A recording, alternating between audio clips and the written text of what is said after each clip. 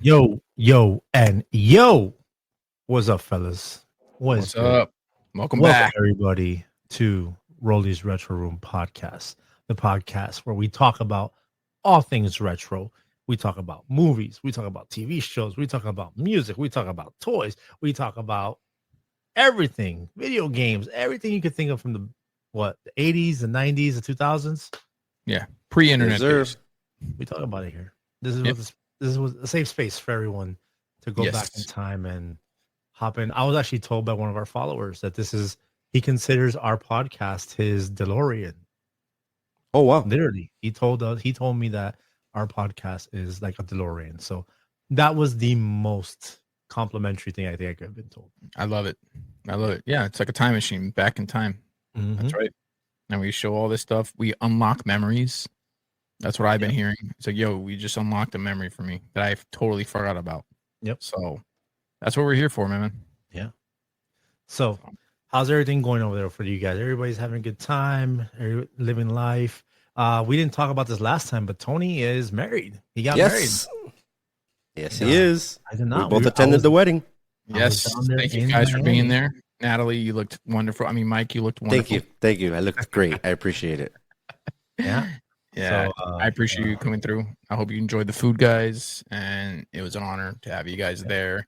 It was actually a beautiful wedding. Being a DJ, I've done tons of weddings, and it was very nice. Actually saw a wedding planner there that I've known for years, and it was great Who will to be on the catch up. podcast. Yes. So yeah, it was good catching up with her and all that good stuff. So it was a wonderful event. All right. So- Yeah. Well, thank you guys for being there. It was a beautiful moment. And baby, I love you. I married my best friend, and it was a happy day. Thank you guys for being. I shed a tear too, bro. I really did. Yeah, I tried to Meanwhile- put it together.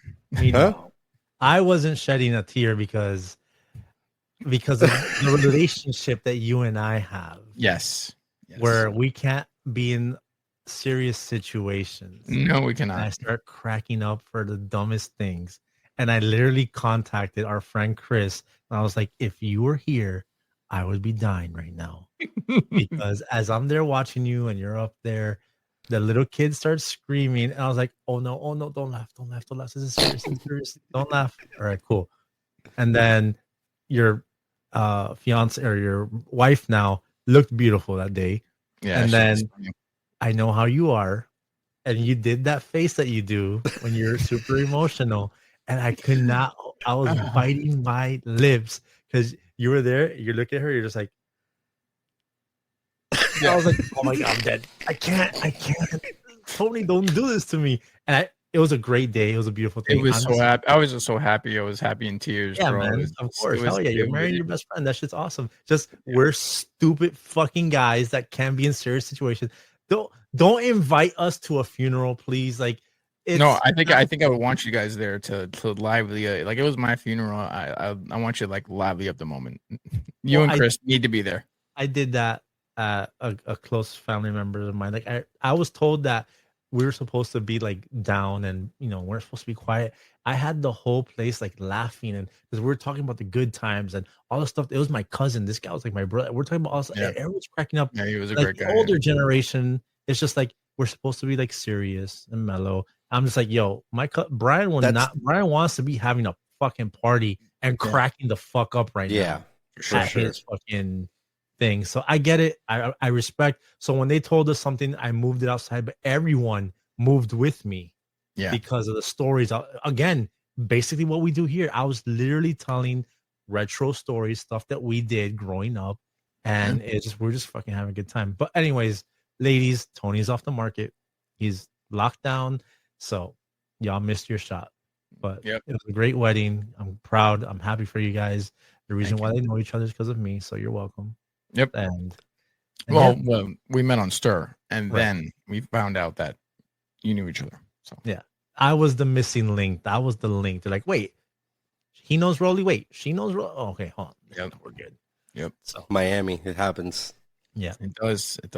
So what's going on with you? I heard you guys picked up a bundle, both of you guys.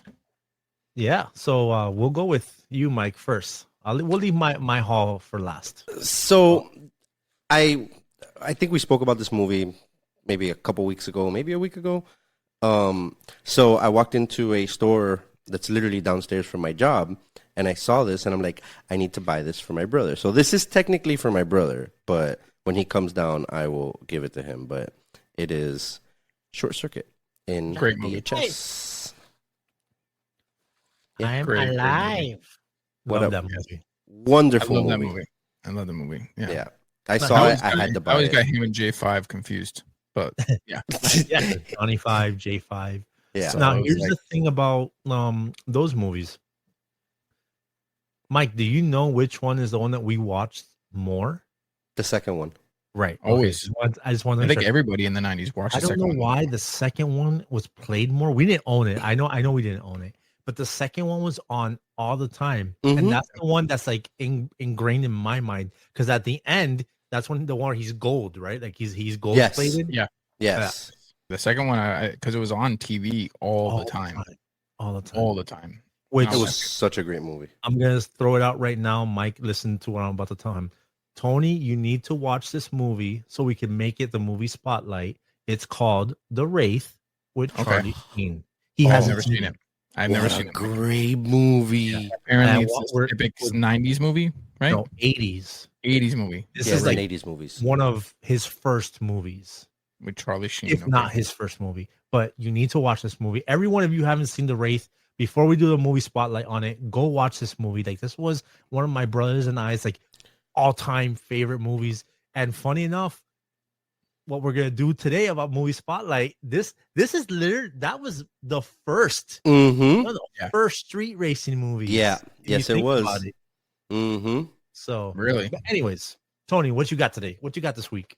Okay. My nothing big, but I bought a bunch of Funko Pop.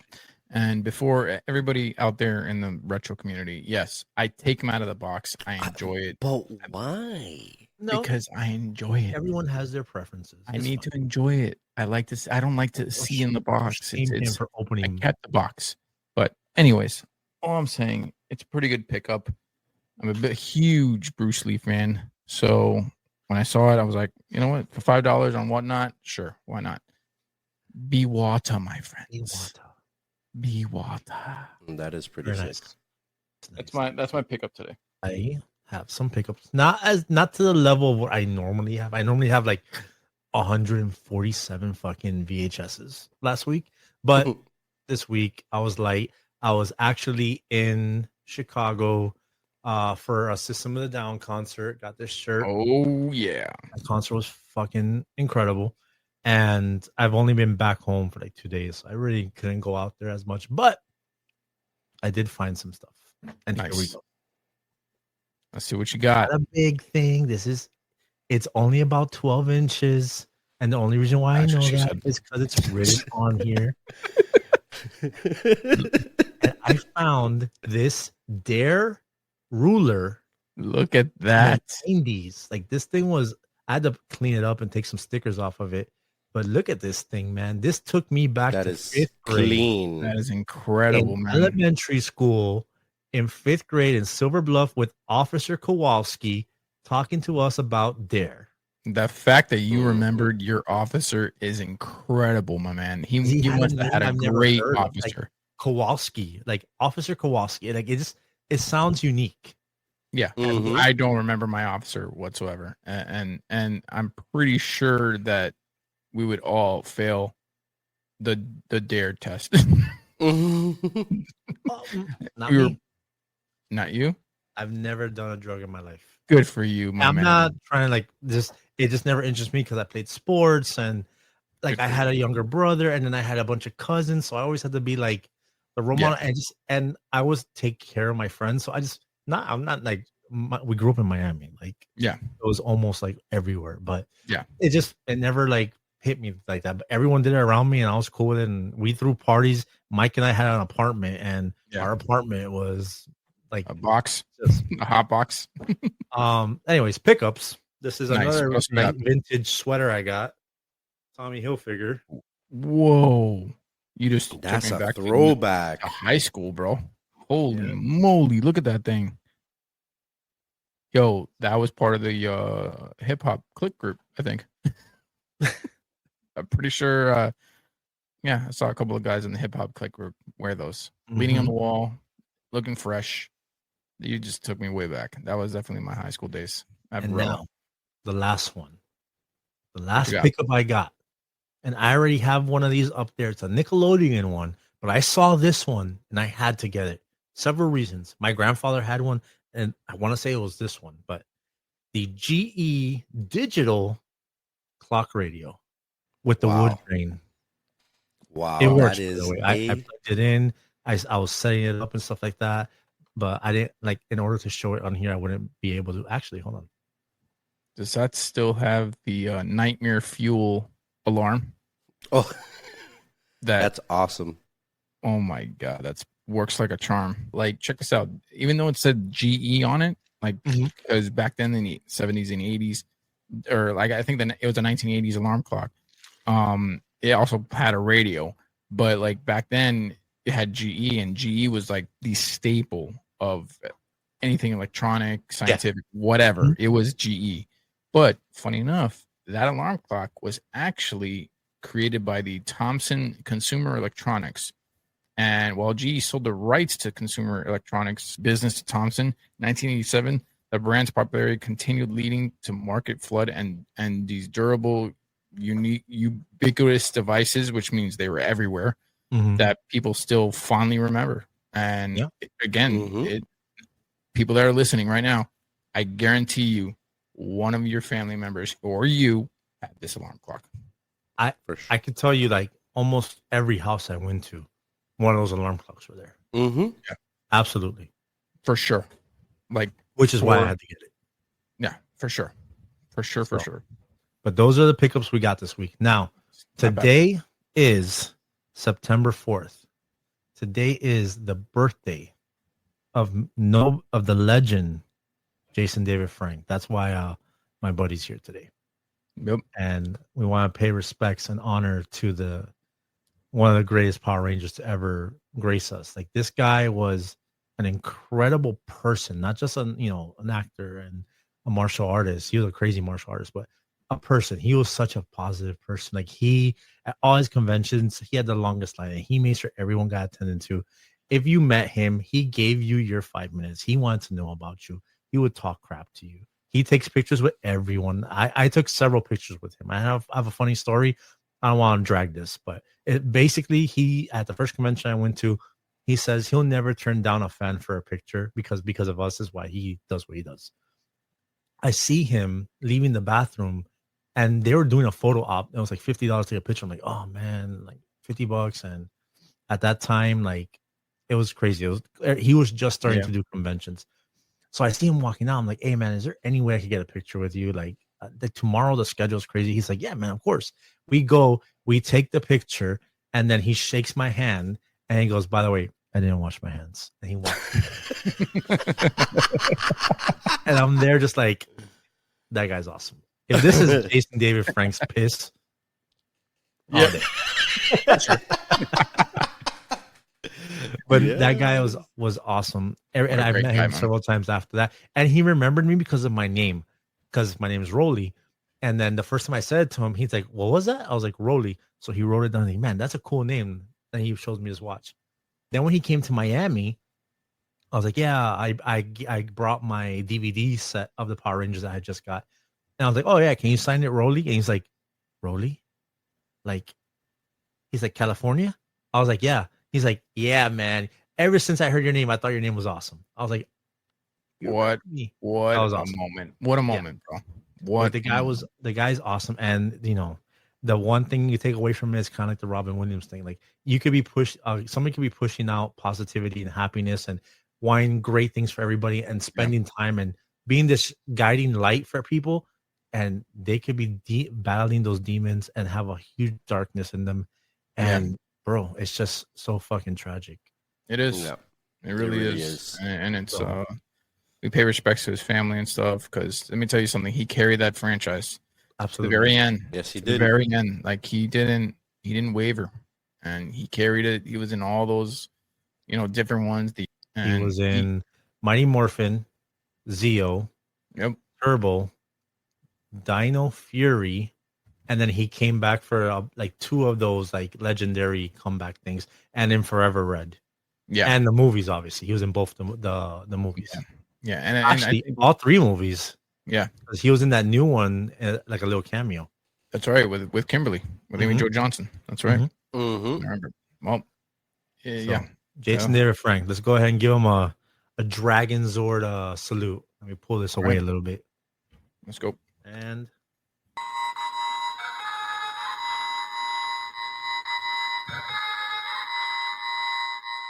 There we go. JDF, that's for you, my man.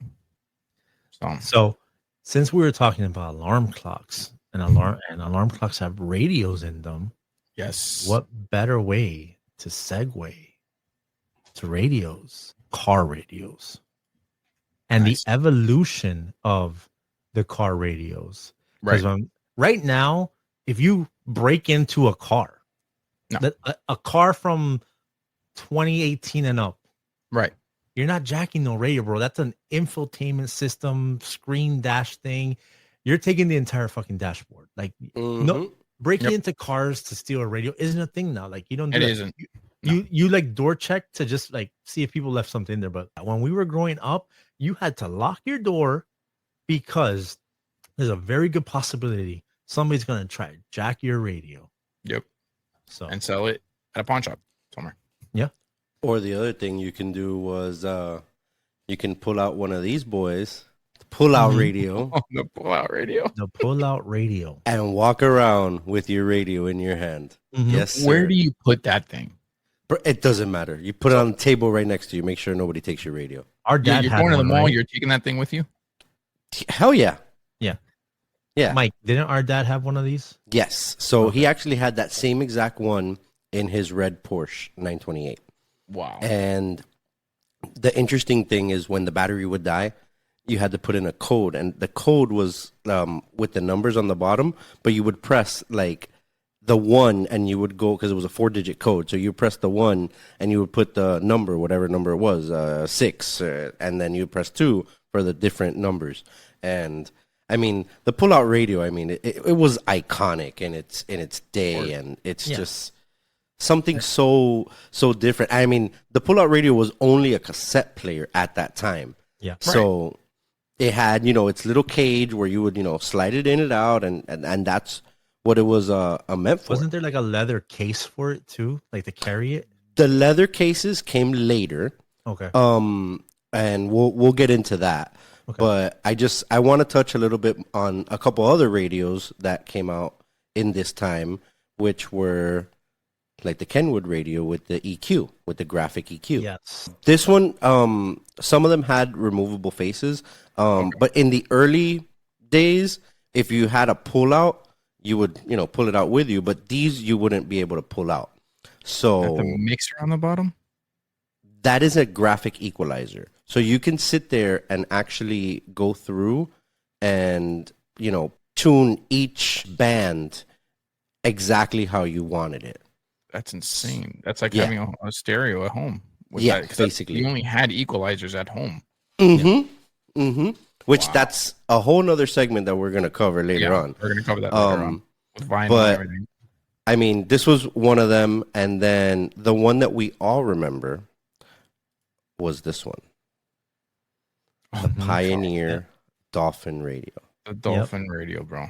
Those I had radios, Everyone had one of those. Like, Yeah. all right, so this thing plays the dolphins swimming. It plays the car, the race car, the F1 car flying by it. It plays the people swimming.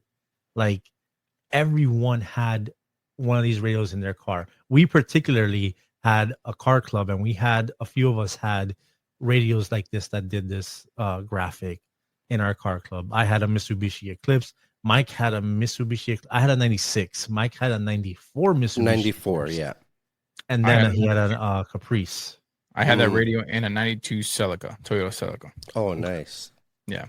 I was actually talking about my Eclipse today with somebody. It was pretty funny.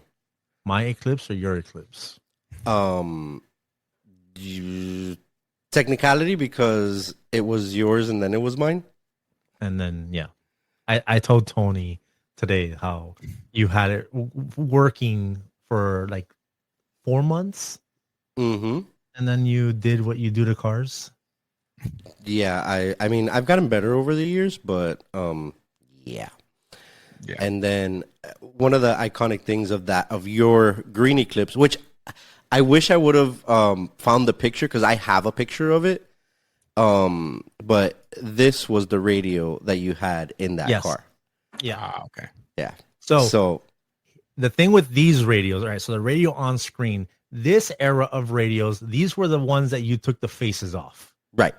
So during this time, the pull-out radio thing stopped because they figured, the radio companies figured, taking the thing is too much of a hassle. People are complaining how heavy they were, blah, blah. So they're like, all right, we're going to make detachable radio faces. Mm-hmm. Now, these things would do graphics as well. This one in particular, I remember when I had it, it played CDs. And this is when I was burning CDs. And we'll talk about something about that later. And I can actually burn, instead of a regular audio CD, I can burn an MP3 CD and put way more music on there. And it would tell you the name of the song and all this and the band and stuff like that. Mm-hmm. But then you had, and we would do this all the time because we went to car meets. We were in a car club. Our car club was called High Standards. We had it on the top of our, what's the name of that? The top of our windshield. Top of the windshield, yeah. On all of our cars. And then when we would all leave our cars, we would take our radios off, and then we had little plastic cases. Yeah, little cases. And we would put it in our back pocket and leave our cars like there. So, funny story about this is, do you remember when you and me were driving with Hot Dog, our friend Gus? That was his name? Yeah, that's what we called him. And we're turning on 87th Avenue, and Sunset. and yeah. he had a Ford Ranger, A with V6 cut Ranger. springs, Mm-hmm. with cut springs, and this thing was just the most uncomfortable ride. He turned this corner because, mind you, it's me in a 96 Eclipse, Mike in a 94 Eclipse, it's Julio in a 2003 Eclipse, Sam was in a 90. I think he was in his Honda? No, 90 Honda. A 90 Wow. Honda. You really had these a car are club. all like tuner cars or whatever. And we're turning, but we have a little more precision. And so we're turning at like 35 miles per hour. I know we're assholes. Then Gus decides to turn like we do, but his car is just unstable. He turns so fast. The radio face flew out of his window. And he calls us. Bro. But did he call us? Did we have the walkie-talkies? No, he called us. He called us and he's like, yo, we need to go back.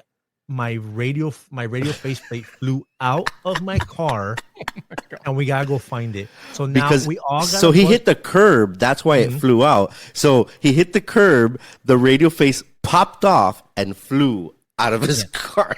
So we had to do U-turns and go to that gas station on Sunset, 72nd Street, and 87th Avenue, and we all had like little flashlights and stuff like that. And we're there on the street just fucking looking for a radio faceplate, and we found it. And we found Wow. And it was We working? found it. Yeah. Yeah. We popped it right back on, and That's we're good incredible. to go. That is an incredible story. To- I cannot believe it's to- still working. To give Gus credit, that pickup truck was fast because it was a V6 and it was manual, so it was fun to drive. But oh my god, when that radio flew out of the window, bro. And it's not like it flew out of it flew out of the passenger window because we were making the left because I think we were going to his house, or I think we were going to the hangouts on Bird and 87th. The car club meetups in front of Best Buy. No, there were the ones by La Carreta. Oh, it had moves from the Best Buy to the Carreta on Burr Road. But yeah, that was what a fun time. Just to tell you how we all customized our cars in certain ways. I had the LEDs on my car. We installed our speaker systems on our cars. Wait. They were not LEDs. They were HODs. actual tubes. Yeah, Because do you remember that Julio and I painted it black so that you wouldn't show from the back? Yeah. Yes.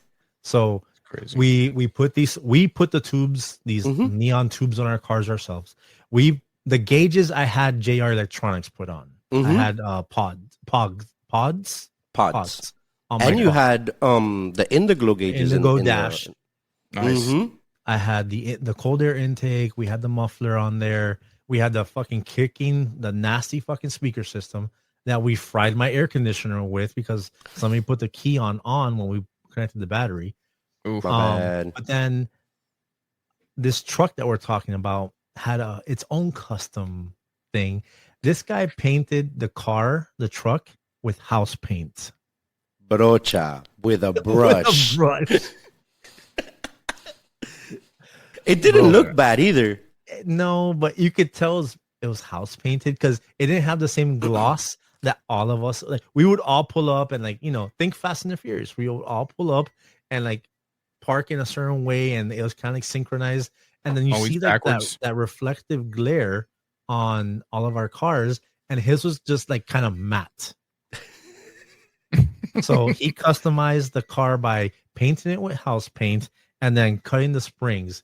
So he could take off 5 miles per hour, and then if you're behind him, it's a big window, and you just see a big head just.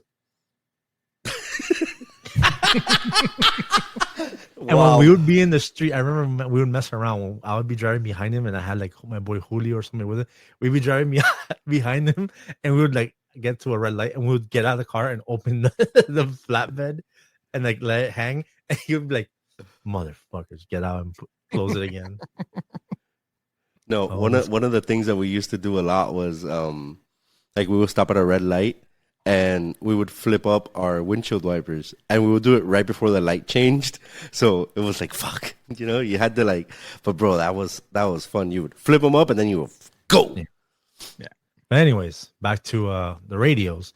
So yeah, those were those radios. That was what the 2000 the early 2000s, Early 2000s, 2003, 2004ish time that we had those. And just the fact that you're in your car and you had a little video playing was dope. Now, obviously, the next thing that came was the sliding out DVD players, double dins, which I had a double din in my Scion.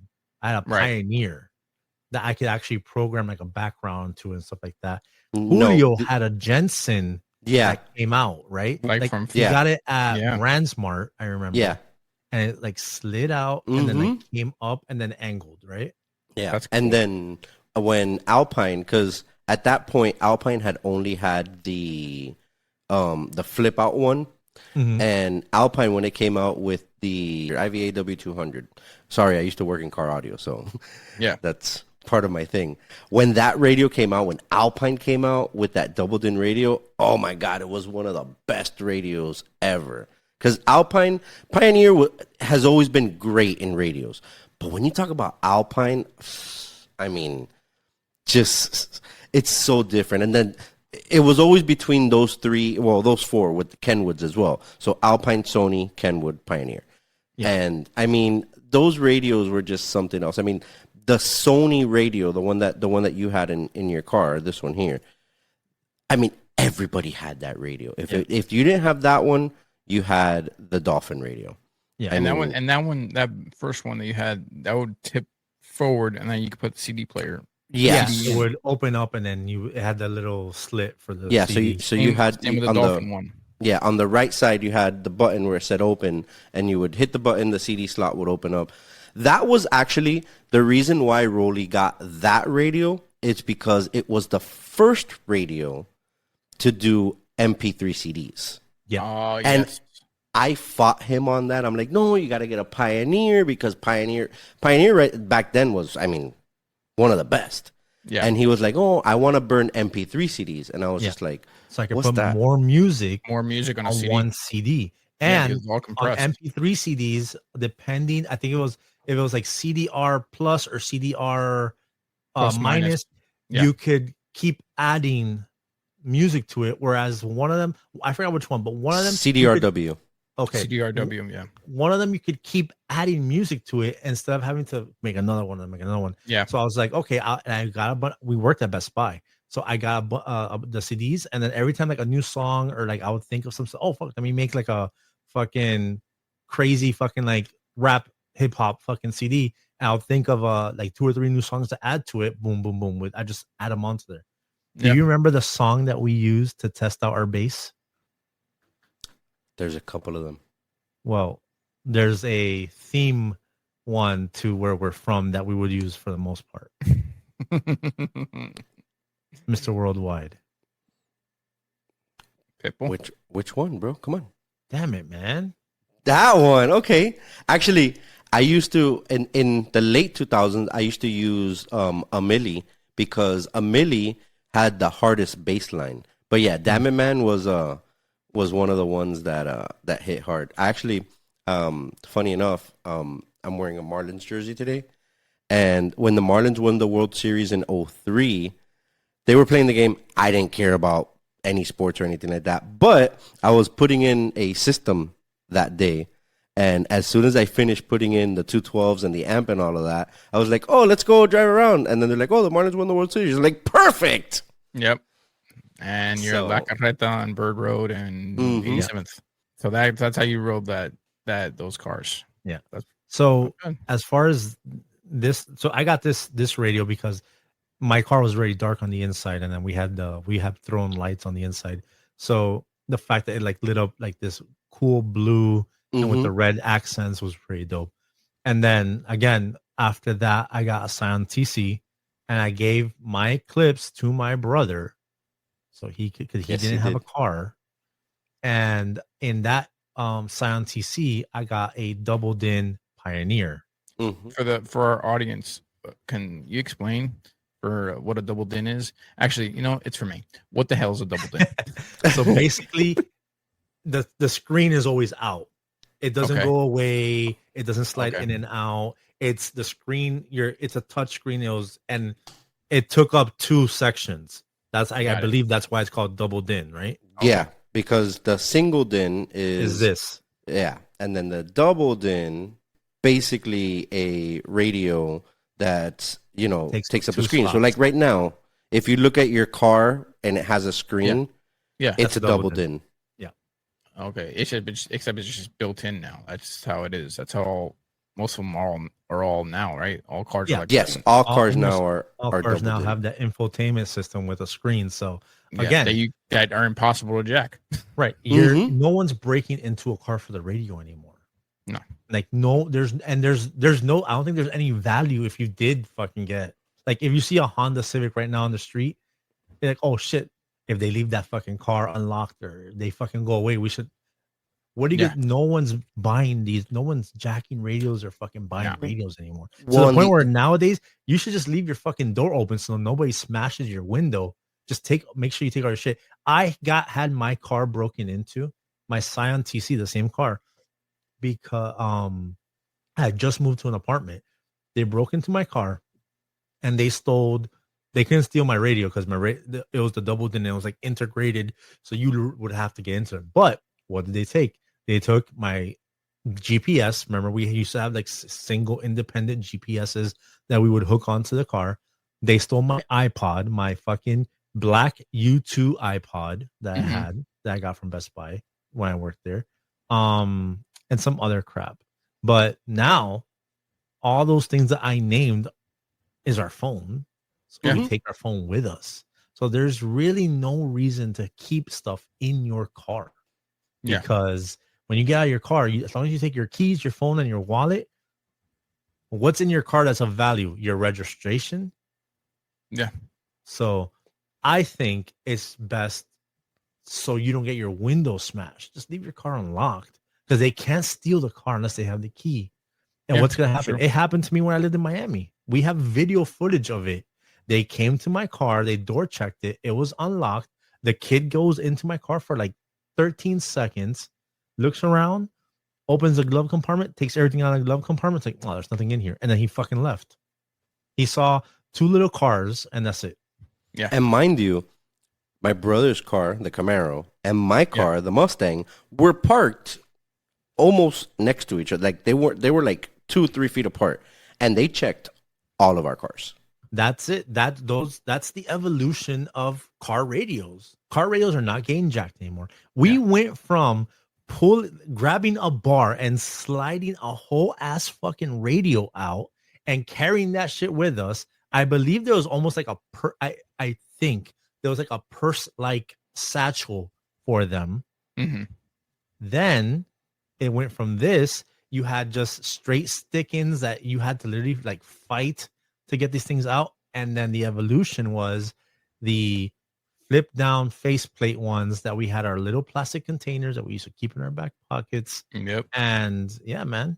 And now we're in this double din era of there's no reason for anybody to break into a car, steal a radio, because you need to steal the entire dashboard. Yeah. And how are you going to sell that? Like, what are you going to do with it? They're going to know it's stolen immediately versus these. Oh yeah. We don't know it's stolen. Yeah. Okay. We'll buy it. But what are they going to bring the entire dash? There, I'm selling this. Yeah. I got this dash here for you. That was radios in the 90s and early 2000s. 80s, 90s, and early 2000s. Because the pullout started in the 80s. Yes. But pulling out started way earlier. That's what she said. All right. Moving on. And with that being said, going from car radios, we are going to the movie spotlight.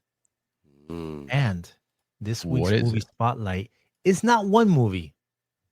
It's not two movies. It's 3 movies. And it's a trilogy that's taken out of a 10 movie series. But why do we choose these 3? It's for this reason. The movie spotlight this week is the Fast and the Furious trilogy, the first 2. Yes. Fast and the Furious, Too Fast, Too Furious, and Tokyo Drift. Whatever you think about the last movie, we got some words to exchange here for you. If you do not like Tokyo Drift, Tony and I got some words. Mike, we got some words. Yeah. Oh my God. Look at that. Look at that beauty. Okay. So we had said earlier, okay, just for the record. Yeah. When the Mitsubishi Eclipse came out in 1995, that model, I mean. Yes, that exact model. I fell in love with it. My mom's friend had a daughter who had one, and she brought it to our house one day, and I instantly fell in love. I actually should have liked the girl too, but the car is what really threw me off. Later on, I developed a little crush on her and whatever. But that car, I fell in love instantly. The car that I was obsessed with before that was the Dodge Viper. And we will talk about the Dodge Viper later on. But another 90s classic car. Yeah. This car, when I saw, I'm like, oh my God, that Mitsubishi Eclipse was incredible. It's beautiful. Incredible. So much so, I too have my own version of it. And the inspiration for my Eclipse was green. It wasn't lime green like that, but my whole thing was a green Eclipse. Yeah. When Paul Walker pulls up in this movie, in this car, this scene. The first scene. Oh my God. Well, it's the first scene after the carjacking. Right. Yeah. When the car comes up and right here, I'm just like, oh, it's so beautiful. This car is incredible. Like, I love this car. And the fact that this car is only in the movie for like 6 minutes. Yeah. And then it gets blown up. I was fucking enraged. Because mind you, we saw in the trailers when the movie came out, the first one, that it got blown up. I'm like, oh, they're probably going to fix his car. Like, I'm here hoping they're going to fix his car and then he's going to come back. It's going to be the hero car. No, man. R.I.P. to that Eclipse. Mind you, yo, there's a bunch of people who have reproduced this car and they look incredible. Most of them are in fucking California. But I think there's one in Miami, actually. There's one guy in Miami. There is one in Miami. Yeah, that has the exact fucking replica. And every time I see it, it's fucking, I drool over it. What people don't know, that all of these cars were not the GSs. They were all RSs so that you could put the hood scoop on the roof. Yep. Because the GS had the sunroof, and then the GST, which is the turbo version, which came with the 4G63 motor, which is the same one that I had in my Eclipse. Oh my God. And remember, the GST in the 97 came with the whale tail. Oh, the whale tail. Yeah. The one that we put a whale tail on your I car. put a whale tail on mine. Yeah, I had a 96, but my friend Marcos had the same car, same color. We didn't even have to paint it. It was the exact same color, and we put the whale tail on my 96 Eclipse. And oh my god, that tail made such a difference. It changed the whole aesthetic of the car. Yeah. We wouldn't drive that car like hard. I mean, I think I drove it as harder than Roly ever did because Roly doesn't drive fast. Oh, okay. I mean, when we were in that car club and I had to keep up, and then I had to like prove that my car could keep up, I would. But me, myself, I don't have a heavy foot. Funny enough, I drive faster now, but it's because my car is fast, not me. Like my girl has to tell me, why are you going so fast? I'm like, I'm not. And I look, I'm like, oh shit, I'm doing 95.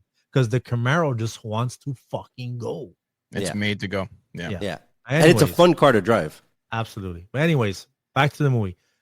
Why are we doing the first 3 Fast and Furious? Yeah. Well, because these are the 3 movies that have racing in it. This is what the franchise was for. Yep. Now, the franchise was supposed to stop at Tokyo Drift. Yeah. That's why Vin Diesel comes in at the end, and that was supposed to be like the send-off.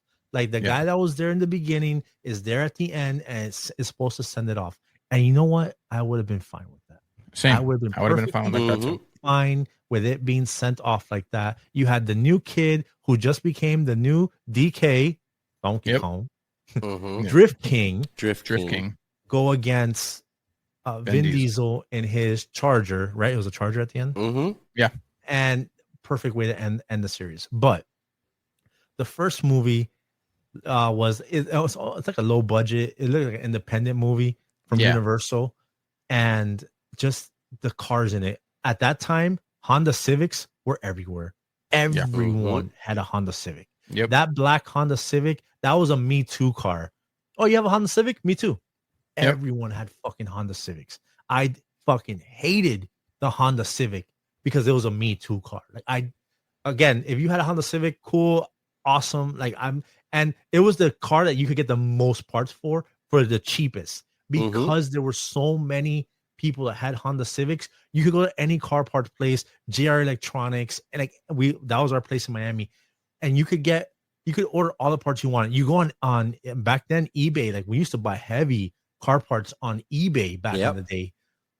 Anything you could think of, and you could get dirt cheap on eBay parts for your car. If you had a Honda Civic, forget about it. What part do you want and what color do you want? And they make a billion of them. Yeah. But in this car, it was highlighted because that's the car that they traveled in to like do their heist. Yo, they were stealing VHS players and DVD players. Yeah. Like that was what they were stealing. Like that was they were stealing thousands and thousands and thousands of dollars of DVD and VHS players. And you think about that now, it's like, the fuck, why were they stealing? But back then, DVD player, remember when DVD players came out, they were like $1,000. The first DVD player that we had in my mom's house was my mom bought a 3-disc DVD player. I don't know why she got that one, but she got a 3-disc change DVD player. I think it cost her like $200. Yeah. That's insane. That is insane. And there's my baby. That is, so the Eclipse was yours. Yeah. And it was nice. But then when I saw them rebuild this Toyota Supra twin turbo, like beauty, I was like, that's the car I want. And so much so that my stepson, David, hooked me up. He's like, look at this. Look at that. It's beautiful. And I'm not saying anything. I love my car, but this car is fucking beautiful. Like, first of all, the Supra is just a beautiful car. I've seen this car in plain colors. I saw an all white one not too long ago, and I had to stop and just admire it. And only the 9 from 1994 to 1999. 96. 94 to 96. That's it. Those are, for me, peak. Let me fact check myself. Peak Supra. Like, that's it. Like, these new Supras they came out with, garbage. Sorry. I'm sorry, Toyota. Garbage. Did not like them. I was like, no.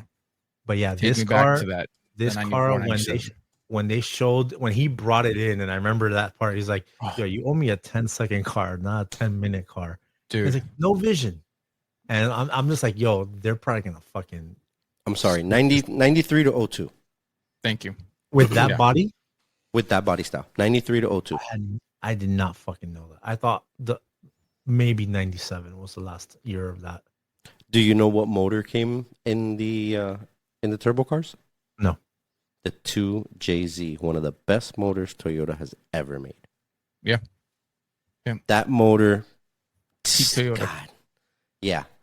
That Supra, I mean, you can go right now and try to buy one of those Supras, and it costs more than what it cost retail in 1996. Oh, you're looking at 50K. Yeah. Oh, That more. that and an RX-7 and No, more. You're looking at these- over almost 6 figures. and Well, these bad boys. Skyline, too. Yeah, but you know, that. Yeah, that's and important too. the crazy thing is the cars that were in this movie. So we had Mitsubishi Eclipse. I believe this one didn't have the Evos. We had Nissans like crazy. There was 240SX, right? Yeah.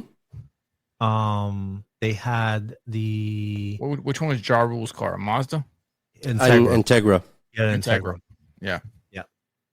They had a Volkswagen Jetta hooked up. Mhm. That was That's right. That was a kid's car.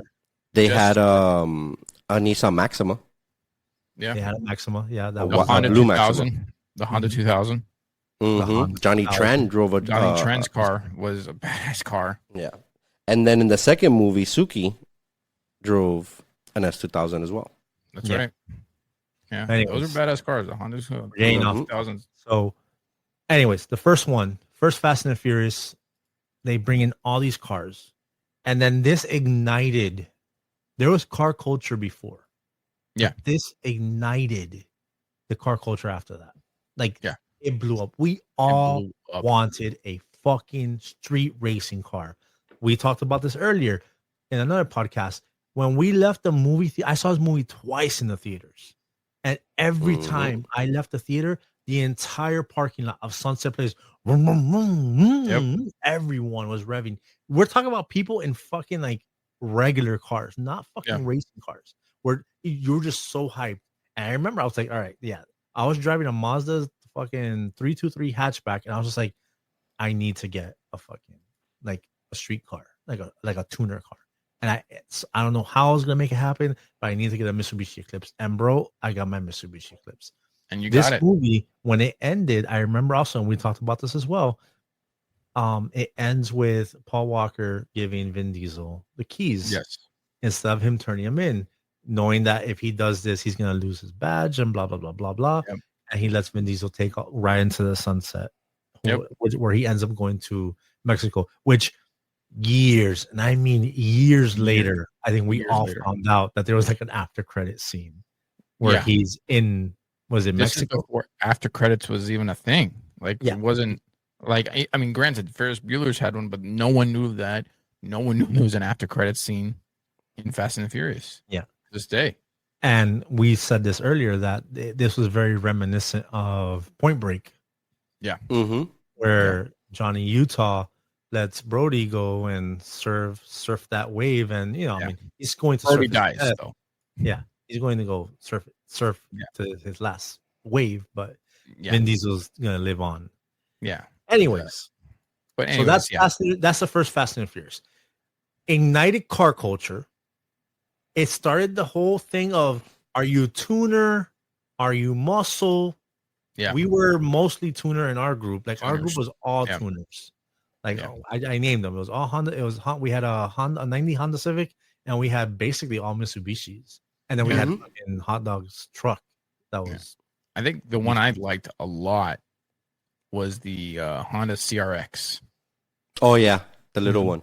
That Yeah. one, that hatchback, I would love. I would buy that to this day. I'm like, that car is badass. I thought it was good. I don't think it was really much of a racing car, but it was just, I think it was just so unique in its style. Yeah. And then when they came out with the CRX started, what they did later was the little two-door hatch, Yeah. which now they call hot hatches, because those things didn't weigh anything, and man, you can 500 horsepower in one of those things, bro, you were flying. Nice. Nice. So But yeah. yeah. I mean, it's just we all had those. We were tuners. I get it. So that first movie that ignited that. Then, Too Fast, Too Furious. Brings It it to holds our hometown, baby. holds a special place in our heart because it's in Miami. Mhm. We were there when they were filming this. Mhm. Yes. Like Look at we that. were in the culture when they were filming this movie. Yep. And there were postings all around Miami about like filming times. You're gonna be like streets are gonna be closed. They closed off I-95. They to do closed that off I-75. Biscayne What? Boulevard in front of the I-75. AAA at the time. I-75. Yeah. They closed down Yep. I-75 to film that whole scene where they're racing At the back end. to get to the Yep. platform at the end where the helicopter's supposed to go or whatever. Mhm. Yep. At night in downtown, they filmed Miami. right next to Miami Stadium. The AAA. initial first race. Yep. The AAA, I And- remember. And then they came up, I believe they lifted up a bridge. They did. I believe it wasn't the Julia Tuttle. It was No. So I know where that bridge is, and I've passed by where they filmed that scene, this car scene here. Yeah. It's not that far. It's kind of like by Northeast 12th. Yes, So it's a I know little what further you're- down. Yeah. And that street is crazy because it does like a little S turn, and you go drive through there now. It doesn't look nothing like that. No, but definitely that not. bridge but I know is- the bridge. Yeah, that bridge is literally right there, and then that jump scene was just crazy. Yeah. Well, that jump seat fucking hurt. Yeah. Because first off, the three cars that we're talking about is the Skyline, the S2000, and the Supra. Because the RX-7, he's like, nah, Hell fuck no. that. He was Yeah. cute. He was supposed to be cute. I know he's Puerto Rican in real life, but he was supposed to be playing. He was supposed to be right? Cuban, yeah. Yeah. He's like, baby, not today. And Yeah. he fucking Yeah. hits the fucking brakes. And then Suki, Paul Walker, Brian O'Connor, and the dude in the Supra just fucking hit that shit.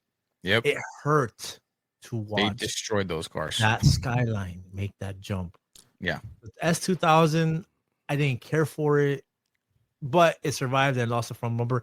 That Supra, though, he went into a fucking wall, dude. Yes. So Us car guys, us people that were in the fucking culture, that were in the fucking car scene, I think as we watch that movie, we're just in our head ranking up. Oh, you gotta get that shit replaced. That's the front end. You gotta get it fucking painted. You Yep. gotta get it wrapped. You gotta fucking get your thing extended. You gotta get everything buffed out first. You gotta get new headlights. Remember, a lot of us were doing Euro lights back then Mhm. too. Yeah. So you gotta get fucking new tubes for your neons, bro. I think that hurt us in the culture more because we're just like, as we saw all the damage, we're just like, oh my god, bro, that shit. If that happened to me tomorrow, like I would fucking. Yeah. That's 3 paychecks gone. Yeah, to my Easily. car. Easily. Well, Craig Lieberman, which was the technical director for that movie, he has a YouTube channel, and he did a background on Too Fast and Furious and what all they did, and that scene was an actual accident. It wasn't supposed to hit what it hit. It was supposed to stop right before it. The Supra, yeah. So that's just a little Interesting. tidbit. Yeah, it wasn't supposed to crash the way it did. I mean, that car was totaled by the Okay. end of that. Okay. And another thing we'll add, if people didn't know this, Paul Walker did almost all his own driving stunts. Mm-hmm. And this scene right here, when he's supposed to drift and turn into the camera, all him. He did not want a stunt double to do it. He's like, yo, I could pull this off. Yeah. And he goes and he did. This guy, I mean, again, obviously, Yes. another person that we lost. And we lost him in, I think, the only fashion he would have wanted to go out, which is in high speed. Granted, I know he burned alive, which is horrible. Yeah. But he loved fast cars. He loved racing. this.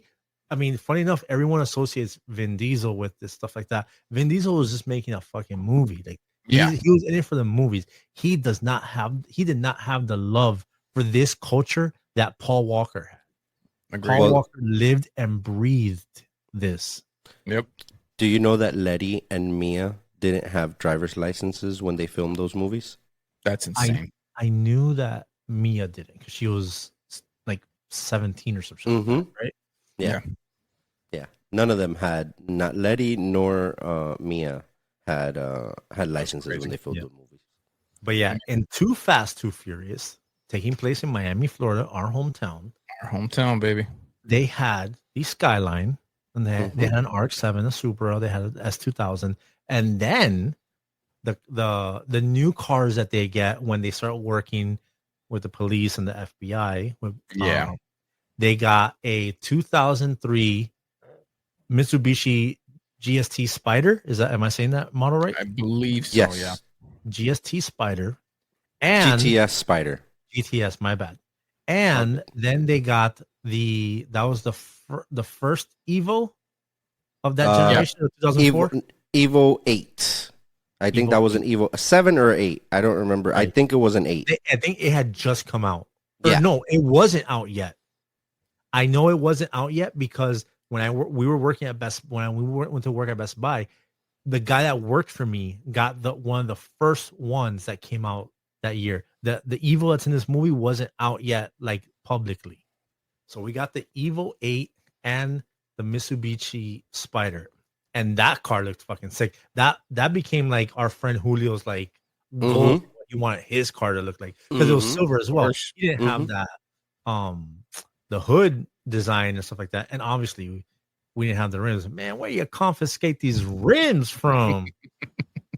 Yeah, and it was a convertible. Yeah, which I'm not a fan of convertible cars. I don't care who you are. Like I just don't like convertibles. Convertibles are more heavier. If you didn't know that, convertibles are about 500 pounds heavier. Yeah. So, I actually hard like. to I'm more of a T-top guy. I think that's why I like the Supra. Oh, T-tops. well, a buddy of ours, and I believe he does listen. I talked to him the other day. He was talking about the podcast. He had a 94 Camaro, Frank, Yes. a 94 Camaro. Yes. And if I'm not mistaken, as the story was told to me, his T-tops flew off yes. on yes. the expressway Yes. Oh God. because Yes. they wouldn't lock in for some reason. Yes. Yeah, they were a hazard. When he told me that, I was like, "Are you fucking kidding me?" He's like, "Bro, I was just fucking there dipping, and I just heard waka waka waka waka waka, waka, and they fucking flew off one, Both of and them then the gone. other, I believe. Yeah, Wow. crazy. Yeah, they don't have T-tops anymore No, for of that course. very Not. reason. But So yeah, this movie in Miami definitely was it was a vibe. It feels very Miami. yeah, Like everything in this movie was crazy. When they raced those other two guys for their muscle cars, Mm-hmm. all decked out in year one, yep. and there's no way, like even us as guys watching the movie, we're like, there's no way that these tuners are gonna beat No, those muscle cars. in real life, no, No. no So way. of course they had to pull some kind of Hollywood fucking Yeah, script flip on it, where they fucking play chicken, they hit the fucking sign or whatever, Yep. because I'm sorry, bro. There's well, I think no way I think Paul Walker said it in the movie. Brian O'Connor said, he's like, "Look, there's no way we're gonna beat these cars." Right. Yeah. We he's got like, and then he's like, save the spray for the fucking ride back. Yeah. Yeah. Yeah. That Yenko Camaro. Oh my God. Those That- things were ridiculous. That, And bro, that Challenger.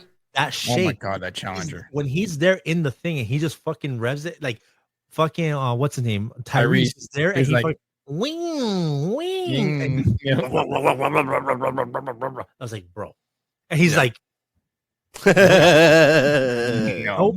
He's holding up I his think finger, Tyrese's he's like, face said it all, bro. He just went like smiling. Like, engine's too little, bruh. yeah, exactly. Where'd you guys American get those muscle. Cracker Jack toys? Nope. But yeah, So, man. And I mean, the driving scene in this one where they're getting away from the cops and they're shooting those things that fucking do the EMP or whatever. Yeah. That's Wynwood. What? That was in Wynwood. I was in Wynwood. That scene was dope to watch. And then at the end, it gets a little too much where they fucking drive the car onto the boat. And, and again, this is a movie where Paul Walker delivers possibly his most iconic line. Forget about it, cuh. I said, forget about it, cuh. I said, forget about it, cuh.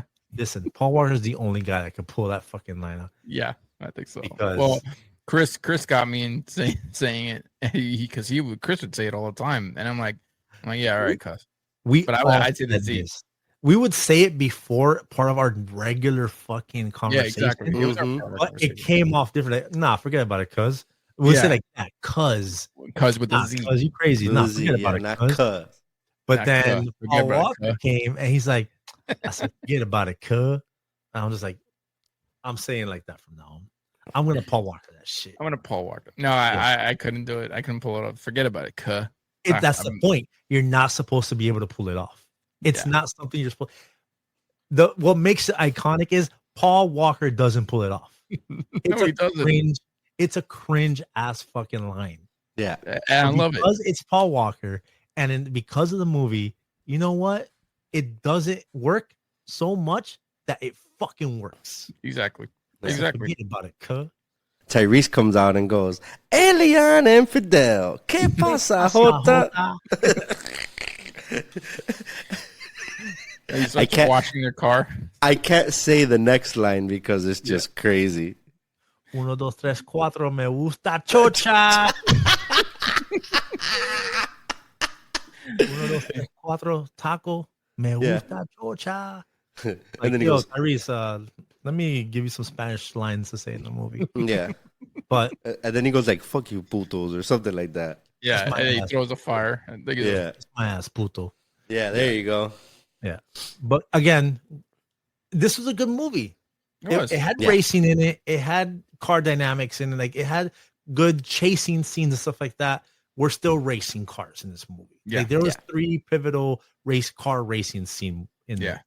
And now the last one, where this one's controversial, but funny On enough, its own. right now, I think culturally, this one It's considered the probably best out stands of the franchise. way better Yeah. than most of the other ones, because right now we're in this big era of Korean culture, K-pop, Japanese all culture. this Yeah. stuff is popping right now. And I dare say people probably favor this one over the old ones because of the cultural impact that it has. Yeah. But when we saw this in the movies, don't let him fucking fool you. Don't let Mike fool you. No. We saw no, this he's not movie fooling me. all the fucking, when it came out, we saw it in theaters, and then we got it on DVD, and we would watch the shit out of this movie.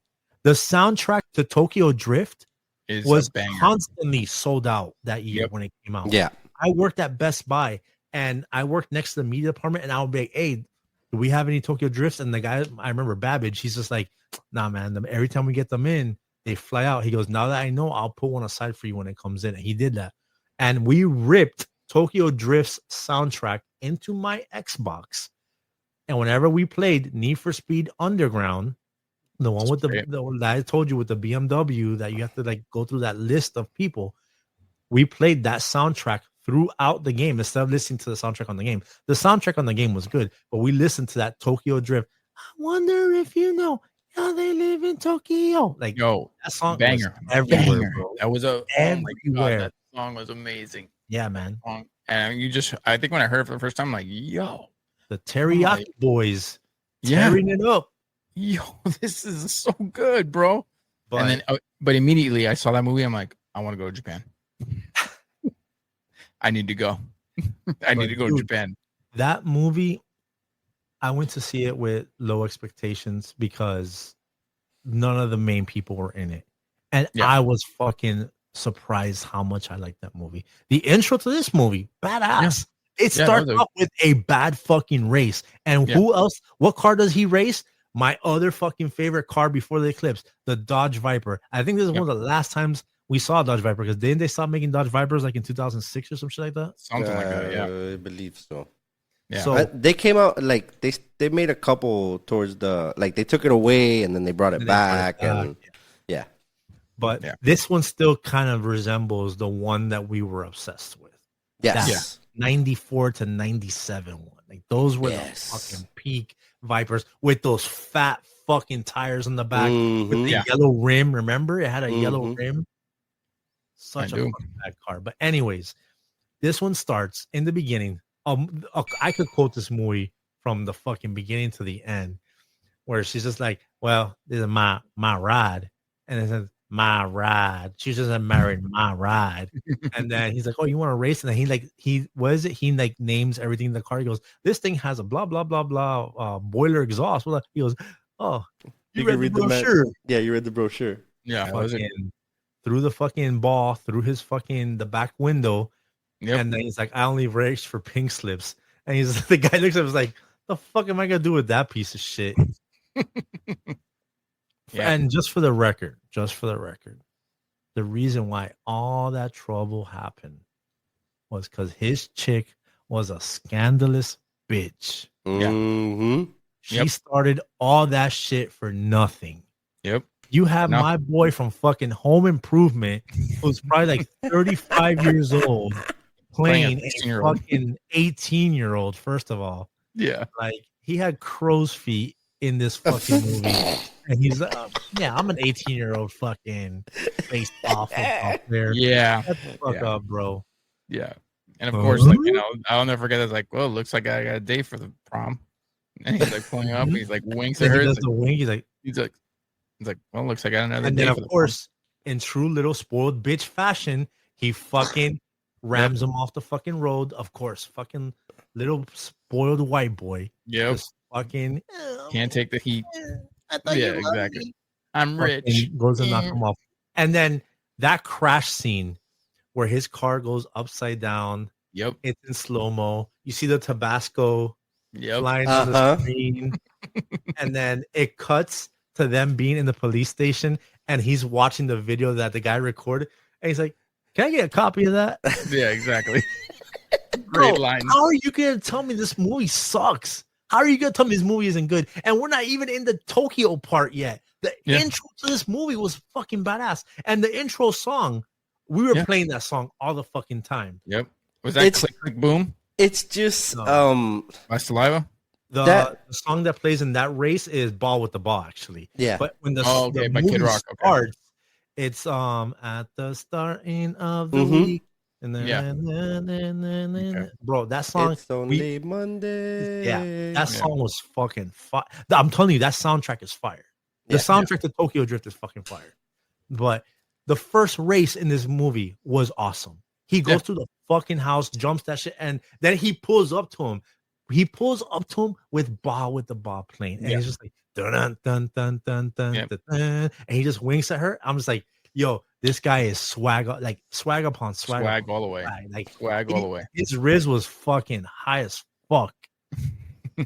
Then what happens? We transition from the police station. He's sitting on the airplane going to Tokyo, and it takes, bro. There's not a dull point in this fucking movie. Oh, there really isn't. He goes to the school. He meets Little Bow Wow. Yep. Little Bow Wow introduces him in the world. Little Bow Wow has this. That was a Scion as well, right? Was it an XB?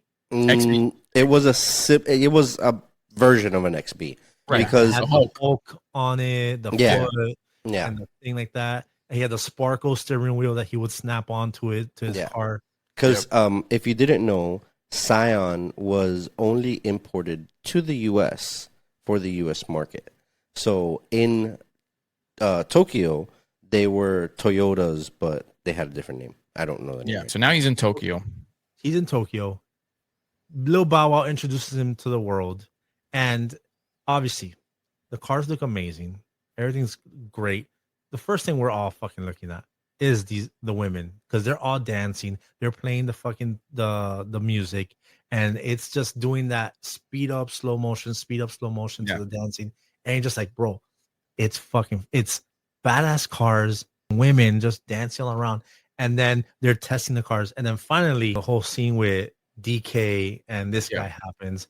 And he's like, oh, yeah, he could borrow my car. If I'm Han's car was a 240? No. Put that up. This one? No, Han's car, the first one, the Mona Lisa one. He lent it to him. Oh, yes, it was a 240. It was a 240. He gives him the keys to the 240. And this guy's just thinking, oh, a race? Bro. I'm sorry. It was a Nissan Silvia. What? It's a Nissan Silvia. So it's like a 240, but it has a different front and a different rear. Ah, okay. That's why I always thought it was a 240 because it looks almost like exactly like a 240. Yeah. But so this guy's here thinking, if this is racing, I know how to race a car. Yeah. Gets in the elevator, and he's just like, "You ever, you know what DK stands for? Donkey Kong Yeah. Drift King." He's just like drift, and then the next scene, that fucking elevator You're opens, just and it's like the two cars just sliding, sliding. and I'm And just he like, knows at that moment, he's like, oh, I'm fucked. and I'm gonna tell you right now, this movie has the most impressive driving up until this point in movies. Yeah. Some of the most impressive driving I've seen. I think the next thing that maybe stacks up is the Italian Job with the minis. Italian Job, yeah. I mean, yeah, Italian Job, old school movies, Bullet, stuff like that. Vanishing Point. Those are go watch those movies. But yes, But I this agree with you. movie, when he goes to do that first race and he does that first drift, and they show you, granted, this is a movie and it's computer animated, but they show you the bumper and how close it gets to the wall.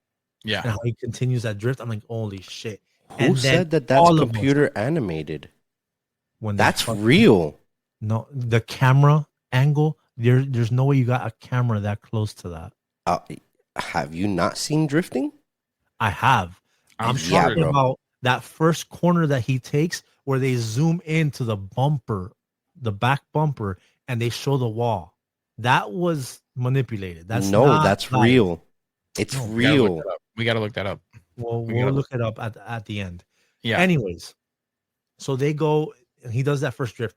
Every single person in the theater, every single person when you're watching at home. I watched it recently with my girl, and the first turn this guy does in Mona Lisa in that fucking car, in that Nissan, and he slams into the fucking beam. Oh my god, we all felt it. Mhm. We were all cringing. Is All what of us we were were doing. We're all like, oh Yeah. no. Just like the people in the movie. Oh my god. And then from that point on, you knew what was up. The nastiest part of that first intro scene into the drifting was when DK was fucking, he just was backwards on the fucking ramp. Yep. And he's like, and then That's he just you. fucking takes off. And then the roundabout, that ramp that goes up, he's hitting that shit sideways the entire fucking ramp. And I'm like, that's not computer animated. That was legit fucking driving. He gets to the top and does the spin, and I'm just like, yo, this like right at that point, I'm just like, this movie's gonna be fucking ridiculous. Like this just it really and was. then this guy comes up with Mona all fucking hanging and fucked up, and you're just like, oh. But anyways, and then Han goes, and he like goes to the window. He's like, "Don't leave town." Yeah. This movie had some incredible driving, like possibly the best driving in a Fast and Furious movie. They obviously do like some like a montage of him learning how to drift, going through tires. He ends up working for Han. He falls for the chick, which the chick is like kind of like DK's fucking girl or whatever. Yeah. But DK is like an underground mini wannabe gangster. Yeah. You see a lot of conflict between him and his dad, him and DK, and then the explosion of Korean culture in this movie is ridiculous. Like Japanese they show you the vending machines that you could get like every possible meal from, and that's how people like do shit over there. Yeah. The club scene again, and the background is like the music of this fucking movie is fucking great. They had fucking Joe Budden pump it up in one of the fucking parts of the movie. And then of course, in true fucking I guess American fashion, what do? They get the engine of what car was it and put it in the Mustang? Mona. I don't remember what engine it was. It was, but it was a barrel motor, which you can only get like somewhere in Europe or something like that. Probably yeah. But I'm saying, but it they was take the engine out of the car, the first car he fucked up. Yes. Yeah. And they put it in the Mustang. In the fucking Mustang. Mm-hmm. So now he has a fucking tuner engine, and I'm sure they fucking put all this other stuff into a muscle car, and it's like representation. Yeah, it's representation of like I guess Americans versus Koreans or whatever. It was. I get the symbolism of it, but and then look like right now on screen that they made that Mustang look bad as fuck. Like this is one of the first times I'll tell you like that Mustang was fucking sick. Yeah, it was. It really was. It was hitting those fucking he hit those fucking turns, and then all of a sudden DK, like, I guess he missed something, and then he just flies over him. He's hitting the drift, and it's Yep. just like at that point he's like, yeah, no, I got this shit. And Yep. then the uncle was there, and he's just like, all right, leave them alone, don't fuck with them anymore. That's it. This is done. Yep. So do you Takashi, know? stay fucking home. Do Yep. you know that the original Drift King was in that movie? He was the fisherman. Yep. Yeah. Yeah. The guy he was at the pier when they were teaching him how to drift. Mm-hmm. Yeah, That's he was the the fisherman. original Drift and they were King. saying, "Oh, he's trash" or whatever in Japanese. Mhm. Mm-hmm. And then after he's doing good, he's like, the guy who says, Not bad. Yeah. He was That, not bad. he was the original Drift King. I think he was a consultant on the movie Yeah. too, I believe. Yeah. Yeah. He's on that date with her. Yeah. Yeah, I forgot. Or I forgot. she's Was it- drifting. They're in her car. She's drifting, yeah. And my friend said that was a pretty stupid scene where they're like drifting, like, just enjoy, shh. And then he's like, bro, in reality, it would have been like, Shitting your pants. ah. Yeah. Like, He's like, where's the oh shit bar? Yeah, Where is exactly. Like, where is it? Where is like, oh, just relax. Mhm. Exactly. Yeah, Oh. I'm just gonna relax. Next Yeah, time you we're see the going clip? out on a date and we're going out and you're gonna be drifting, let me know so I can wear a fucking pamper. Exactly. I'm gonna wear my brown pants. Exactly. That like yes. that, but yeah, I think that's the only problem with that movie. Other than that, it's a great movie. He And wins still at the part of end, the race culture. and then at the end, he is now DK. Yep. And now there's a new challenger for DK, and it is none other than Vin Diesel. And we got reggaeton playing. And regular, yeah, Mhm. there's a Donomod. Yeah. Yeah. Donomod starts playing. They pull up to a charger, and it's fucking Vin Diesel, and he's just there chilling.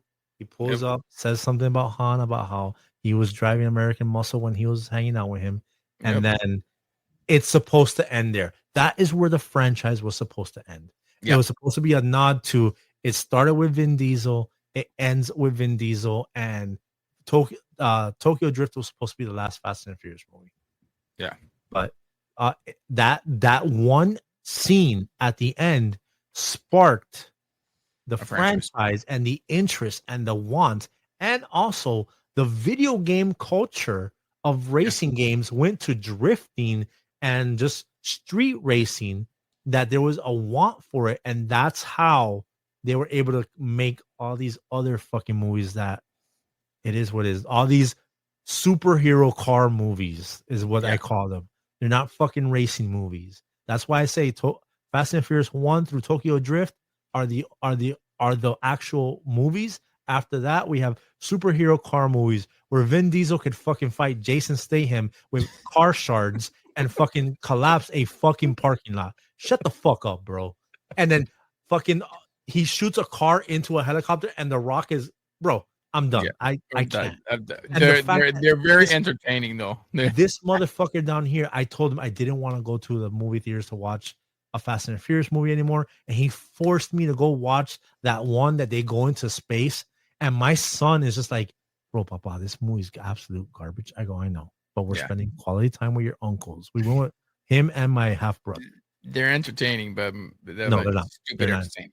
But anyways, I am excited for the last one because he did come out and said that Vin Diesel said, "I only do it California, under two conditions: if it bring it going back to LA, racing. and they bring back to racing culture.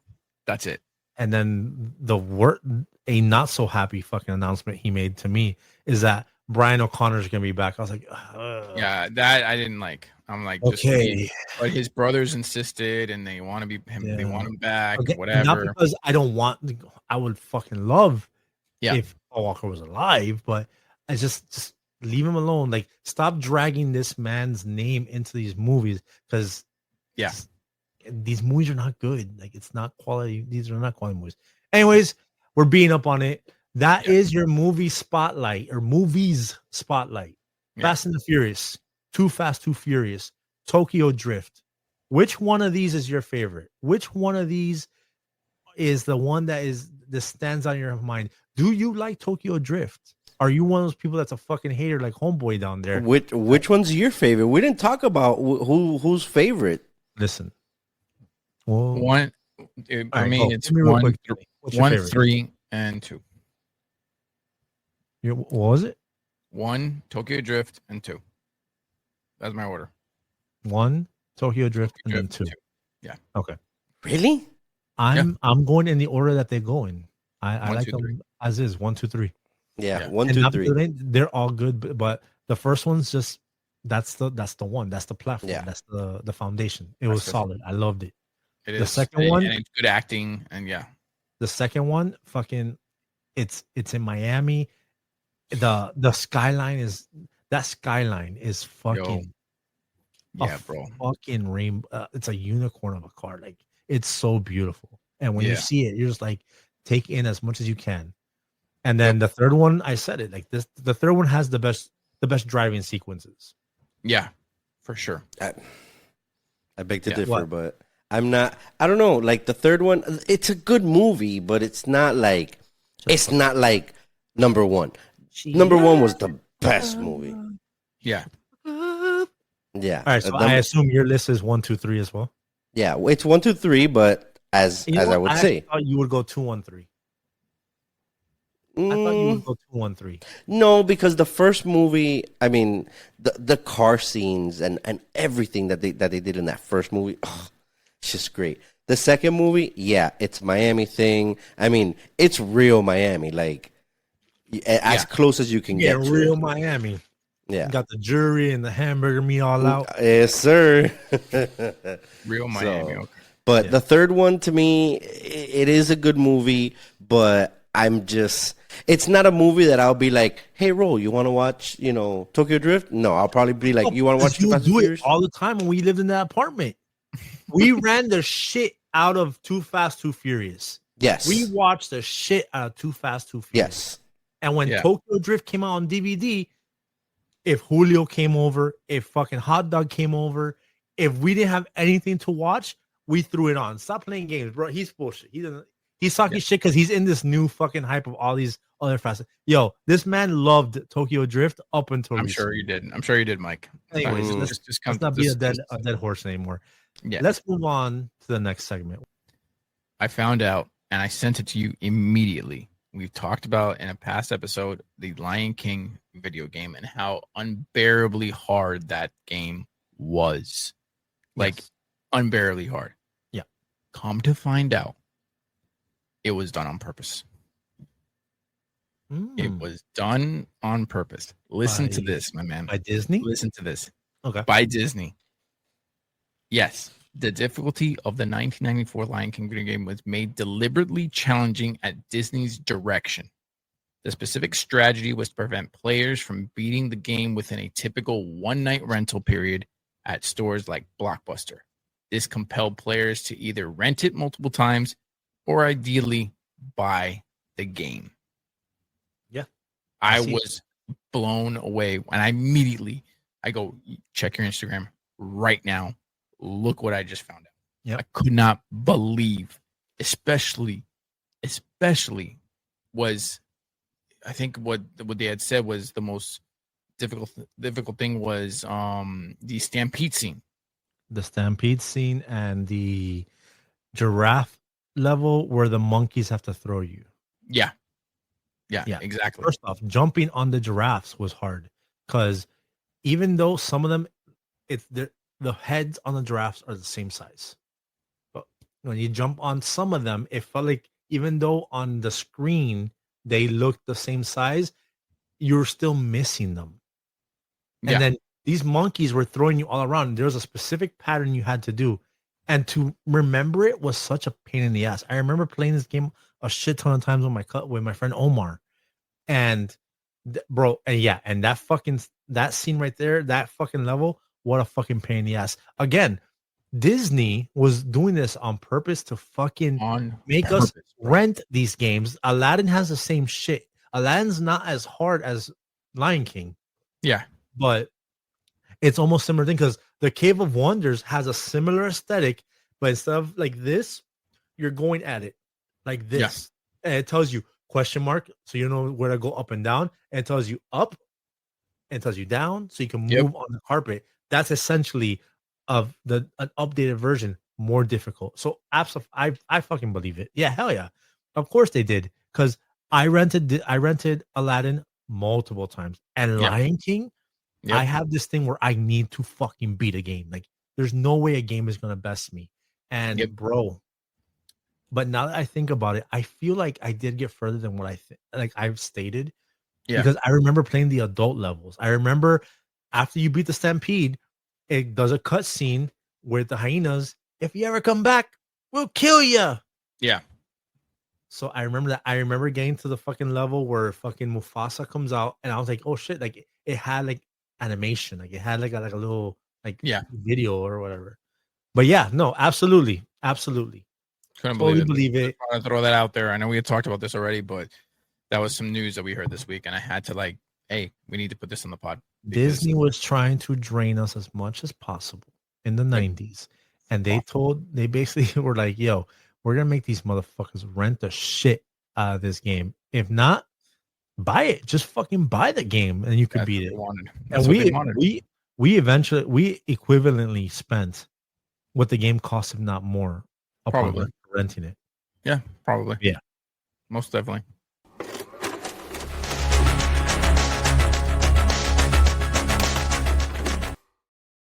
Ladies and gentlemen, welcome to the memes of the week. There you go. There's our The new memes of the banner. Hope week. you enjoy it. The memes of the week this week are brought to you by a few of my I got a few of my high school friends are like participating now. They're messaging me, they're talking about it, they're telling me that they're sharing it with their husbands, and we took their husbands back. Another one's like, I can't believe like you like how did you remember this? This is so like irrelevant. Like I was like, bro, I remember everything. And Yeah. now they see stuff like we were getting this from like our daily people that we talk to, like on the norm.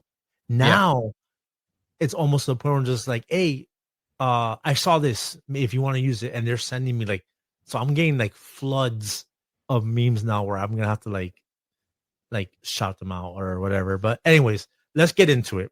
First meme of the meme of the week. On here we have, it says the 90s guy starter kit. Yep. What's here? None other than the was it a Polaroid belt? Yeah.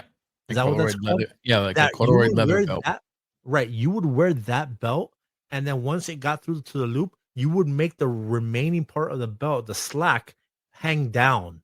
Right, because it was always bigger than Mhm. whatever. Right, but instead of making it go all the way around, you folded it in a way where it hang down. That was part of the style, making the belt fold downward. Absolutely. And then next to that, none other is the iconic 90s cologne, which my brother still has a bottle right now in his room Yes, of I do. Cool Water. Cool water. Everyone had Cool Water. I believe I went between Cool Water and Dolce Gabbana. And then on the bottom, we have the Cuban Link chain, gold. Yes. I had a silver one, Mhm. but we have the gold Cuban Link, and then we were all fucking hating the Winter Fresh gum. Everybody had fucking Winter Fresh gum. Yeah. Mhm. Not one fucking like if you asked a guy in high school in the 90s and the early 2000s, let me get some gum. It was Winter Fresh. It was Winter Winter Fresh Fresh. was fucking killing it. Just Juicy a Fruit was pack of- dead because Juicy Fruit would fucking die out within 20 seconds of chewing it. Yep. All the other gums were just like not relevant. And this is before what's the one that pops out? Chiclets. Chiclets. Yeah, which wouldn't do shit anywhere. But this fucking Winter Fresh thing, like before that, when everybody had Winter Fresh gum in their fucking pockets. Yeah. But yeah, everybody- that's and the if meme. you had a girlfriend, you pop a Winter Fresh, make out with her. Mhm. And in high school, you had to make sure all your smells were on point. Your deodorant had to be on point. We were all rocking Degree. Degree. Yep. We all had Or Cool Right Guard, Water. I think is what I remember. Right Guard was another one. Yeah. Oh, Right Guard was huge. Yeah. We all had Cool Water spray and we had Winter Fresh for our breath. So that is the 90s guy starter kit. Corduroy belt, Cool Water cologne, Cuban Link chain, and that Winter Fresh pack of gum. Hit me with the next one. Let's see. All right. So this one was sent to me by my boy from high school, Jesus Marrero. He and we grew up together and we both had Game Gears. And he's like, the second I saw this, I had to send it to you. And it says, if you know what this is, your back probably hurts right now. And it's none other than the Sega Game Gear. Yep. The Sega Game Gear I talked about this. This fucking thing is came out what 92, 93. Yeah. I had Give it like a Game 5 or Boy. 6 games on it. This thing ran through fucking batteries. We talked about that Duracell battery thing. And what I didn't mention was how us back then, if we wanted to get more juice out of these batteries, we were throwing the batteries in the fucking freezer Oh Yep. yeah. and hope and we Hoping. were gained some kind of charge. I don't Yeah. know where this came from, but somehow we heard from some like a friend from a friend, an uncle, a cousin. Oh, just throw the batteries in the freezer and it'll get more juice. There's no fucking science to this. Maybe there There is, isn't. and we'll look it up. But we were throwing fucking AA batteries into the freezer because we were running, especially if you were a Game Gear owner and your fucking parents didn't get you the battery pack. Yeah. We were running through batteries like fucking crazy. We were fucking up our fingers with that Duracell power check, and we were throwing batteries in the freezer because we're praying we could get another 20 minutes of play on Easily. Sonic, Mortal Easily. Kombat, Ren It- Stimpy. It's up there with blowing into the cartridge. Yes. That's my theory. That's Absolutely. what it just worked for us in the 90s. Yeah. 6 Don't question AA batteries is what All that the thing fucking took. AA batteries. Yeah, 6. All right. Don't question it. Just, you know what? It worked. Okay. If you don't think it worked now, fine. But you know what? You just had to be there. Okay. That's all I'm going to say. Next one. Oh, This Here one we hits go. in the feels. This Okay. one hits in the feels. so this is for all my gals and my boys out there. We were all entrepreneurs back in the day. I specifically ran a CD burning business. We all were mini entrepreneurs burning CDs and selling them. I made a pretty good stack of money doing this. But on screen right now, the meme reads, "One day you burned a CD for the last time without even realizing it." That hits you And right that in the was feels, bro. probably around 2007, 2008, Something like that. when all of us were just like really honed in on having iPods. iPods came out earlier. I'm aware of this, but Yeah. I feel like the drop off for burning CDs was around 2007, 2008, because at that point the iPod almost became like a The necessity. standard. A Yeah, it necessity. just became the standard. It It wasn't became like integrated with the car. right Yeah. with the car radios that we talked about earlier. Mhm. Yep. You could plug it in and boom, you got a MP3 That player in your so car. much so that a lot of cars were already coming with the cable built in. Yeah. I believe the high ends like Mercedes and BMWs already were like, oh yeah, and in your dashboard, I mean, in your glove box, you had the. But yeah, man, who remembers burning CDs? Who remembers burning their last CD? Where my entrepreneurs at? Who was running that business? Yo, and not for anything. I mean, we had Eckards back in the day, and then Yes. it became CVS. I remember again, I grew up the way I grew up, and we would, Your like discount? CDs, 5-finger discount. I know what you mean. Yep. I was just If you ask me, I plead the fifth. Yeah, man. We burned CDs like crazy. My brother and I went through fucking stacks and stacks of CDs, and yeah, I cannot remember what the last CD I burned was. Same. But it had to be somewhere around the era of I want to say for me 2005, because since I worked at Best Buy, we got all the toys. Like we had MP3 players. I had an MP3 player, and then I had an iPod in the car. Yeah. And then of course you had, with all the CDs that you burned, you had the massive book in your car Mhm. full of CDs. But then it's just a rock mix, rap mix, pop, R&B. Like I made mixes of all genres, and then I'll just do like party playlists or shit. Like we had a shit ton of CDs. Well, what's the mood? I got a CD for it. Oh shit! All right, I'll let you read this one. Yep. All right. So I got a funny story about this one too. This one says, for those who you can see it. For those who are listening, it says, "I can't believe we really used to print out 4 pages of MapQuest directions and travel the streets like pirates following in a treasure map." And then, of course, it shows the picture of MapQuest. Let me tell you something. These directions were horrible. Horrible. They were garbage. How I know this is because, for the simple fact is, I'm going to Broward with my friend for the very first time. I'm 16 years old. I was a band geek, so I'm trying out for DCI, and the tryouts were in Broward. So I'm printing out 4 pages of MapQuest, and I'm giving it to him, and I'm driving my dad's Lincoln for sale, and it's like this thing was a boat, like it was just massive. So it was already a gas guzzler as we speak. But I'm saying, all right, what does it say? It's like, oh, you're supposed to turn here. So we're like, we're good. We're on I-75. We're going north. It's like, oh, you're supposed to go on a 595 here. Okay, great. And then they're like, you're supposed to go off a Knob Hill Road. And they're like, but I'm like, but like it says to go straight. I'm like, wait a minute, but Knob Hill Road's right here. It's like, no, just go keep going straight. He's telling me that because that's what it says here. I'm like, oh, okay. So I'm going straight. I make it all the way to downtown Fort Lauderdale. And I'm like, bro, we're in downtown Fort Lauderdale. I think we passed it. And as we're going, I'm like, I don't know where we're going. Where are we going? Because 595 ends. And so I'm like, where do we go? I don't know where I'm going. I'm screaming at him, where are we going? There, it ends. It fucking ends. And so I go the loop, and I'm like, I go, bro. So I was with my friends. So I'm like, so I don't know where the hell I'm at. I don't know. And we're in downtown Fort Lauderdale. Okay. So I don't know where I'm at. So I go and I'm driving. And all of a sudden I see, if you've been to Fort Lauderdale, I've seen the very first tunnel I've ever seen it in my life in South Florida. I'm like, a tunnel? Where are we? Like, I was like, when the hell did South Florida get a tunnel? I thought we couldn't have these things. And sure enough, it was a tunnel underneath the river. I'm like, this is New York shit. Where are we? And so enough, I'm like, finally, we made our way back, and we went back to 595, went back to Navajo Road, and we made it. But these directions were garbage. I stand my case. Anytime, I mean, our generation, we learned streets. Yes. Yeah. Like we learned street names, street numbers. Miami, I think, is one of the easiest places because everything is numbers, except for when you get to Coral Gables. Coral Gables is Cordova and stuff like that. But like up here where I live, everything is a fucking name.